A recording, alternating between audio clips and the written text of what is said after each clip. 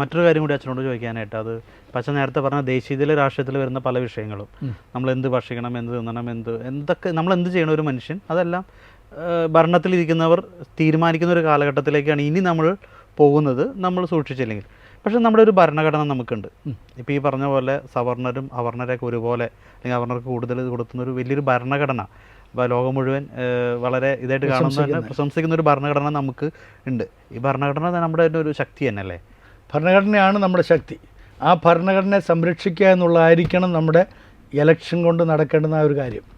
ഈ ഭരണഘടനയ്ക്ക് വിഘാതമായിട്ടുള്ള ഭരണഘടനകൾ വരികയോ അതിനെ തിരുത്തപ്പെടുകയോ അതിനെ നീക്കം ചെയ്യപ്പെടുകയോ ചെയ്യുന്ന ഒരു സാഹചര്യം ഉണ്ടായാൽ അങ്ങനെ സംഭവിക്കുക വെച്ചാൽ, അതായത് കഴിഞ്ഞ ദിവസം ഒരു BJP നേതാവ് കഴിഞ്ഞ ദിവസം മാധ്യമങ്ങളോട് പറയുന്നുണ്ടായിരുന്നു, 400 MP സീറ്റ് കൂടുതൽ കിട്ടിയാൽ ഞങ്ങൾ ഭരണഘടന തിരുത്തി എഴുതുന്നു. അങ്ങനെ തിരുത്തി എഴുതുമോ? തീർച്ചയായിട്ടും അതിനുള്ള എല്ലാ സാധ്യതകളും സാഹചര്യങ്ങളും നടന്നുകൊണ്ടിരിക്കുക. ഇപ്പോൾ നമ്മുടെ കേരളത്തിലെ ഒരു ചാനലിൽ, മലയാളം ചാനലിൽ ഒരു പ്രധാനപ്പെട്ട നേതാവ് ഇരുന്ന് ചർച്ചയ്ക്ക്, ഒരു ഇപ്പോൾ ഭരിക്കുന്ന കേന്ദ്രം യൂണിയൻ ടെറിട്ടറി യൂണിയൻ ഗവൺമെൻറ്റിലുള്ള ഉൾപ്പെട്ട് നിൽക്കുന്ന അതിനകത്ത് ഒരു പ്രധാനപ്പെട്ട നേതാവിനോട് ചോദ്യം ചോദിച്ചു. എനിക്ക് തോന്നുന്നു മാതൃഭൂമിയിലെ അഭിലാഷാണ് ചോദിച്ചത്. ഇന്ത്യ എന്നുള്ള നമ്മുടെ ഭരണഘടന മാറുമോ, ഇന്ത്യ എന്നുള്ള പേര് മാറുമോ, ഇത് ഹിന്ദു രാഷ്ട്രമാകുമോ എന്നുള്ളൊരു ചോദ്യമാണ് വന്നത്. അദ്ദേഹം പറഞ്ഞൊരു കാര്യം, അങ്ങനെ ഒരു പേര് നിർദ്ദേശിച്ചുകൊണ്ട് മാത്രമായല്ലോ, അതിന് ബാക്കിയുള്ള എല്ലാ കാര്യങ്ങളും ശരിയായല്ലോ, ആ രീതിയിലാണല്ലോ എന്നുള്ള. അപ്പോൾ ആ രീതിയിലേക്ക് കാര്യങ്ങൾ പോയി എന്നുള്ളത് അവർക്കറിയാം, അല്ലെങ്കിൽ അവരത് ക്രമീകൃതമായി ചെയ്തുകൊണ്ടിരുന്നു. അതിനെക്കുറിച്ച് ഇതുവരെ രാഷ്ട്രീയ അവബോധമുള്ളവർ പോലും ശബ്ദിച്ചിരുന്നില്ല. എൻ്റെ പ്രയാസമെന്ന് പറയുന്നത് ഈ തങ്ങൾക്ക് വേണ്ടി മാത്രം ജീവിക്കുന്ന രാഷ്ട്രീയക്കാരാണ് എൻ്റെ ഏറ്റവും വലിയ പ്രശ്നം ഇന്ത്യയിലെ. തങ്ങൾക്ക് വേണ്ടി മാത്രം ജീവിക്കുന്ന രാഷ്ട്രീയക്കാർ. അതുകൊണ്ടാണ് അവർക്ക് ഏതിലേക്കും മാറുന്നതിന് വിഷമമില്ലാത്തത്. അവർക്ക് വേണ്ടി മാത്രം അവർ ജീവിക്കുന്നത്, രാഷ്ട്രത്തിന് വേണ്ടിയിട്ടല്ല, രാഷ്ട്ര നിർമ്മിതിക്ക് വേണ്ടിയിട്ടല്ല, രാഷ്ട്രീയ ചിന്തകൾക്ക് വേണ്ടിയിട്ടല്ല, ആശയങ്ങൾക്ക് വേണ്ടിയിട്ടല്ല, തങ്ങൾക്ക് വേണ്ടി മാത്രം അവർ ജീവിക്കുന്നു. അപ്പോൾ അവർ ഏതിലേക്കും മാറും. ഇപ്പം നമുക്കറിയാമല്ലോ, കേരള രാഷ്ട്രീയത്തിലും ഇന്ത്യൻ രാഷ്ട്രീയത്തിലും തിളങ്ങി നിന്ന ഒരു വ്യക്തിയുടെ മകൻ ഈ അടുത്ത സമയത്ത് അദ്ദേഹം വേറൊരു ആശയത്തിലേക്ക് പോയി. എങ്ങനെ അദ്ദേഹത്തിന് അത് സാധിച്ചത്? കാരണം അദ്ദേഹത്തിൻ്റെ നിലനിൽപ്പ് മാത്രം, അദ്ദേഹത്തിൻ്റെ അമ്മ തന്നെ ആ കാര്യങ്ങൾ പറഞ്ഞ് നമുക്കറിയാം. അപ്പം എൻ്റെ ഭാവി സുരക്ഷിതമാക്കുക, എൻ്റെ ഒരു കാല് ഉറച്ചു നിന്നാലേ മറ്റേ കാലം ഞാൻ പൊക്കുള്ളൂ എന്ന് വേറൊരു രാഷ്ട്രീയ നേതാവ് പറഞ്ഞത് ഞാൻ ഓർക്കുന്നുണ്ട്. അപ്പം എനിക്ക് വേണ്ടി മാത്രം ചിന്തിക്കുക, അതാണോ ശരിയായ രാഷ്ട്രീയം? ദേശീയ രാഷ്ട്രീയം അല്ലെങ്കിൽ ദേശീയതയിലെ രാഷ്ട്രീയം എന്ന് പറയുന്നത് രാഷ്ട്രത്തിൻ്റെ പൊതു നിർമ്മിതിയാണ്. എന്നോടൊപ്പം തന്നെ എൻ്റെ അയൽക്കാരനും ഉയർന്നു വരണം, എന്നോടൊപ്പം തന്നെ എൻ്റെ രാഷ്ട്രത്തിലുള്ള എല്ലാവരും ഉയർന്നു വരണം. നമ്മളൊക്കെ ചെറുപ്പം മുതലേ പഠിച്ചിട്ടുള്ള, ചൊല്ലിയിട്ടുള്ളൊരു സത്യപ്രതിജ്ഞയുണ്ട്, എനിക്ക് ഏറ്റവും ഇഷ്ടമാണ്. എൻ്റെ ഹൃദയത്തിൽ എപ്പോഴും ഞാൻ എന്തെങ്കിലും ആരെങ്കിലും സ്നേഹിക്കുന്നുണ്ടെങ്കിൽ, അല്ലെങ്കിൽ എന്തെങ്കിലും ശുശ്രൂഷകൾ മറ്റുള്ളവർക്ക് ചെയ്തു കൊടുക്കുന്നുണ്ടെങ്കിൽ, എന്നെ അതിനുവേണ്ടി പ്രേരിപ്പിക്കുന്ന ഒരു പ്രധാനപ്പെട്ട ഘടകം, ഇന്ത്യ എൻ്റെ രാജ്യമാകുന്നു, എല്ലാ ഇന്ത്യക്കാരും എൻ്റെ സഹോദരി സഹോദരന്മാർ. നമ്മളെടുക്കുന്ന ഒരു ദൃഢപ്രതിജ്ഞ അല്ലേ, കൈ ഉയർത്തി, നമ്മൾ കൈമടക്കി ഉയർത്തി നിർത്തി പറയുന്ന ഒരു കാര്യമാണ്. അത് നമ്മുടെ നെഞ്ചിൽ നിന്ന്, ഹൃദയത്തിൽ നിന്ന് പറയുന്നൊരു വാക്കാണ്. അപ്പം ആ ഇന്ത്യക്കാരൻ എൻ്റെ സഹോദരി സഹോദരനാണെങ്കിൽ, അവൻ കാട്ടിൽ വസിക്കുന്നവനാണെങ്കിലും നാട്ടിൽ വസിക്കുന്നവനാണെങ്കിലും, അവൻ എനിക്ക് തുല്യമായി സൃഷ്ടിക്കപ്പെട്ടവനാണെന്നുള്ള ബോധ്യം ഉണ്ടെങ്കിൽ ഞാൻ അവനെ ചേർത്ത് പിടിക്കും. ഞാൻ അവനെ രാഷ്ട്രീയത്തിൻ്റെ പേരിലോ മതത്തിൻ്റെ പേരിലോ ജാതിയുടെ പേരിലോ അകറ്റി നിർത്തുകയില്ല. കാരണം ദൈവം എല്ലാവരെയും ഉൾക്കൊള്ളുന്നുണ്ടെങ്കിൽ എനിക്കും എല്ലാവരെയും ഉൾക്കൊള്ളാൻ കഴിയണം. അവിടെയാണ് ശരിക്കും ദേശീയതാബോധം കിടക്കേണ്ടത്. അല്ലാതെ നക്കാപ്പീച്ച തന്നിട്ട് ഞങ്ങൾ നിങ്ങൾക്ക് 250 രൂപ തന്നില്ലേ, 300 രൂപ തരുന്നില്ലേ, അതുകൊണ്ട് ഞങ്ങൾക്ക് വോട്ട് ചെയ്യും, ഞങ്ങൾ ജയിച്ചു കഴിഞ്ഞാൽ വീണ്ടും ഇത് ആവർത്തിക്കാം എന്ന് പറയുന്നതാണോ രാഷ്ട്രീയം? അത് ശരിക്കും അടിമകളാക്കാൻ വേണ്ടിയിട്ടല്ലേ. മാത്രമല്ല ഡിജോ, ഇതിനകത്തൊരു പ്രത്യേകത, ഈ രാഷ്ട്രീയക്കാർ, ഞാൻ പറഞ്ഞില്ല തങ്ങൾക്ക് വേണ്ടി മാത്രം ജീവിക്കുന്ന രാഷ്ട്രീയക്കാർ, അവർ ചെയ്യുന്ന ഏത് കാര്യത്തിനും അവർ വലിയ ബോർഡുകളും മറ്റും കാര്യങ്ങളും വെക്കും. എന്നിട്ടത് ഉദ്ഘോഷിച്ചുകൊണ്ടിരിക്കും അവർ, ഞങ്ങൾ ചെയ്തു. ഇത് അവരുടെ കുടുംബത്തിൽ നിന്ന് കൊണ്ടുതരുന്നതാണോ? ഡിജോയും ഞാനും ഒരു തീപ്പെട്ടി കൂട് മേടിച്ചിട്ടുണ്ടെങ്കിൽ കൊടുക്കുന്ന ടാക്സ് മുതൽ എല്ലാവരും ടാക്സ്, ഇപ്പം ഒരു ഉദാഹരണം പറഞ്ഞു കഴിഞ്ഞാൽ, കേരളത്തിൽ നമ്മൾ 1 രൂപ ടാക്സ് കൊടുക്കുകയാണെങ്കിൽ, 1 രൂപ ടാക്സ് കൊടുക്കുകയാണെങ്കിൽ കേരളത്തിലേക്ക് അതിൻ്റെ വിഹിതം വരുന്നത് 40 പൈസ താഴെ ഉള്ളൂ. 40 പൈസ താഴെ ഉള്ളൂ. ബാക്കിയുള്ളതൊക്കെ മറ്റ് സംസ്ഥാനങ്ങളിലേക്ക് പോകുന്നു, ഗുജറാത്തിലേക്കും UP-യിലേക്കും ഛത്തീസ്ഗഡിലേക്ക് എന്ന് പറഞ്ഞാൽ വികസിതമല്ലാത്ത സംസ്ഥാനങ്ങളിലേക്ക് വികസിതമായിട്ടുള്ള സംസ്ഥാനങ്ങളിൽ നിന്ന് എടുത്ത് പങ്കുവെക്കുന്നു. അതിന് നമുക്ക് പ്രയാസമൊന്നുമില്ല, കാരണം നമ്മളെല്ലാം ഇന്ത്യക്കാരാണ്. ഇന്ത്യ എൻ്റെ രാജ്യമാണ്. അപ്പം എൻ്റെ ടാക്സിൻ്റെ ഒരു നല്ല പങ്ക് ഇതുവരെ പുരോഗതിയില്ലാത്ത സംസ്ഥാനങ്ങളിലേക്ക്, ഇപ്പോൾ ഗുജറാത്ത് ആയാലും UP ആയാലും ഛത്തീസ്ഗഡ് ആയാലും രാജസ്ഥാൻ ആയാലും അവിടെയൊക്കെ എൻ്റെ സഹമസൃഷ്ടങ്ങളാണ്. അപ്പോൾ അവർക്ക് കൊടുക്കുന്നതിൽ എനിക്ക് സന്തോഷമേ ഉണ്ടാകാവൂ.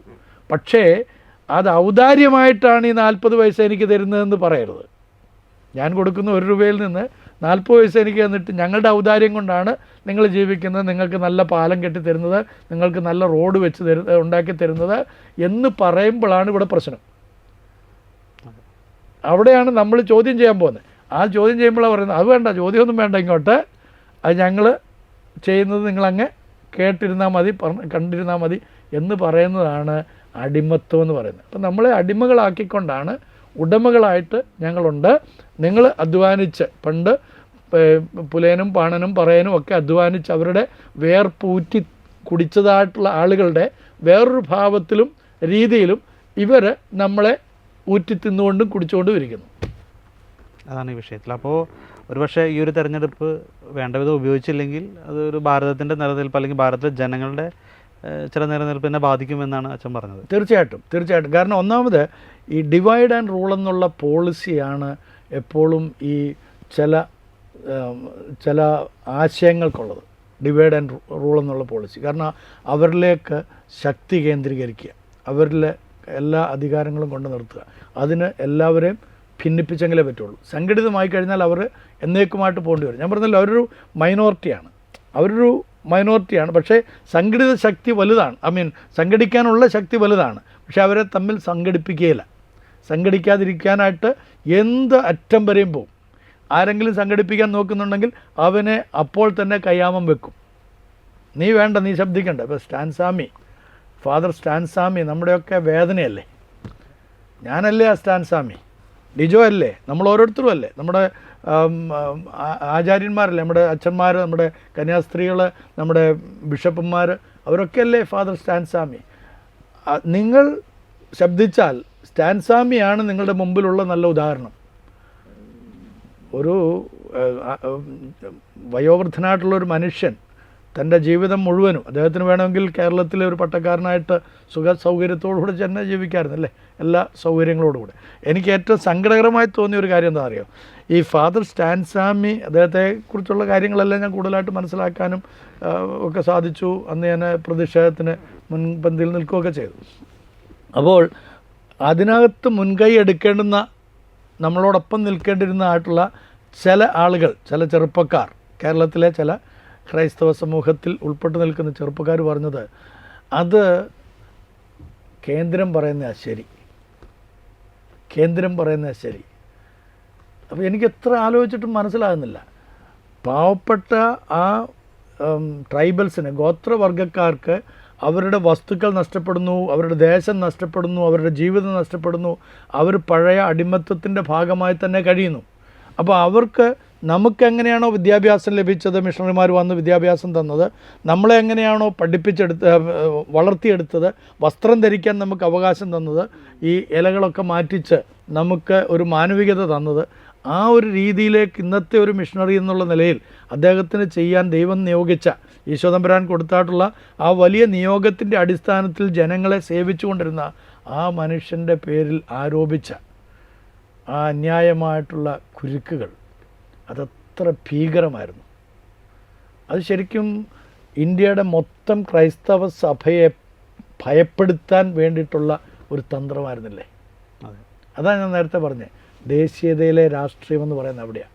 നിങ്ങൾ ശബ്ദിച്ചാൽ നിങ്ങളുടെ പ്രതിപുരുഷന്മാരെ ഞങ്ങളാക്കിയതുപോലെ നിങ്ങളെയും ആക്കും.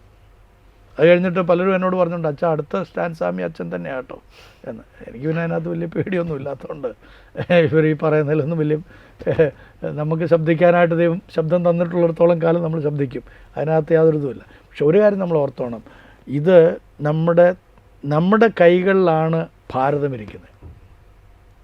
ന്യൂനപക്ഷത്തിൻ്റെ ഇതിലല്ല, ഭാരതീയരുടെ, ഇന്ത്യക്കാരുടെ കൈകളിലാണ് ഇന്ത്യ ഇരിക്കുന്നത്. അപ്പോൾ അതുകൊണ്ട് നാം ആണ് തീരുമാനിക്കേണ്ടത് എങ്ങനെയാണ് ഇന്ത്യ പോകേണ്ടത്. എന്ത് കഴിക്കുമെന്നുള്ളത് എനിക്ക് അവകാശപ്പെട്ടൊരു കാര്യമാണ്. അതിനകത്ത് ഡിജോ കൈ കടത്തിൻ്റെ അവകാശമില്ല. ഉണ്ടോ? ഇല്ല. ഡിജോയ്ക്ക് അധികാരം ഉണ്ടാകാം, അവകാശം സാധ്യതകളുണ്ടാകാം. പക്ഷേ എൻ്റെ അധികാരത്തെ ചോദ്യം ചെയ്യരുത്, എൻ്റെ ഭക്ഷണത്തെ ചോദ്യം ചെയ്യരുത്, എൻ്റെ വസ്ത്രത്തെ ചോദ്യം ചെയ്യരുത്. ഇപ്പം നമുക്കറിയാം ആശ്രമിൽ നമ്മുടെ അച്ഛന്മാരും സിസ്റ്റേഴ്സും വസ്ത്രം ഏത് ധരിക്കണമെന്ന് ആസാം ഗവൺമെൻറ് തീരുമാനിക്കുമെന്നാണ് പറഞ്ഞത്. അങ്ങനല്ലേ? ശരിയാണോ അച്ഛൻ പറഞ്ഞേ? ശരിയല്ലേ ഞാൻ പറഞ്ഞത്? തീർച്ചയായിട്ടും. അപ്പം നമുക്ക് കർത്താവ് തമ്പുരാൻ തന്നിരിക്കുന്ന ദൗത്യത്തിൽ അതിൻ്റെ ഭാഗമായിട്ടുള്ളവയെല്ലാം തന്നെ ഞങ്ങളാണ് ഇനിയും തീരുമാനിക്കാൻ പോകുന്നത്. അത് കേട്ടാലും അതറിഞ്ഞാലും അത് മനസ്സിലാക്കിയാലും അതിനെതിരെ പ്രതികരിക്കാൻ കഴിയാത്ത ഒരു പറ്റം ആളുകളെ ഇവർ അടിമകളാക്കി വെച്ചിട്ടുണ്ട് കേരളത്തിൽ തന്നെയുണ്ട്. അതാണ് എൻ്റെ ഭയം. എനിക്കിപ്പോൾ മറ്റ് ആളുകളെ അല്ല ഭയം.